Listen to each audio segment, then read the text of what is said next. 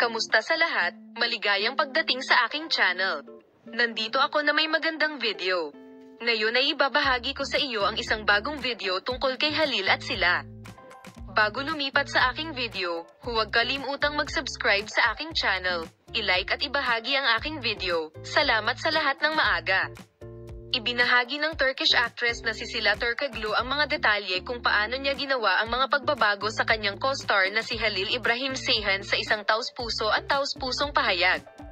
Ang aktor, na kilala sa kanyang papel sa sikat na TV series na Cranberry Sherbet, ay nagpahayag tungkol sa kanyang paglalakbay upang makipagkasundo sa kanyang on-screen partner.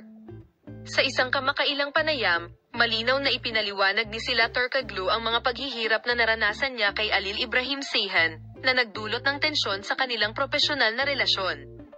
Gayunpaman, ang aktor ay hindi umiwas sa pagtugon sa mga isyu at ipinaliwanag ang mga hakbang na ginawa upang maitama ang hindi pagkakaunawaan, hanggang sa puntong panloob naming kinikilala ang kahalagahan ng aming mga relasyon at ang epekto ng mga ito sa aming mga tagahanga.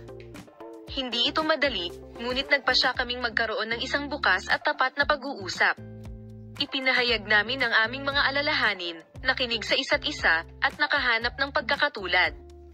Si Sila Turkoglu ay nagpahayag ng kanyang pasasalamat sa suporta ng mga tagahanga ng aktres at sa determinasyon ng serye sa TV na mapadali ang proseso ng pagkakasundo.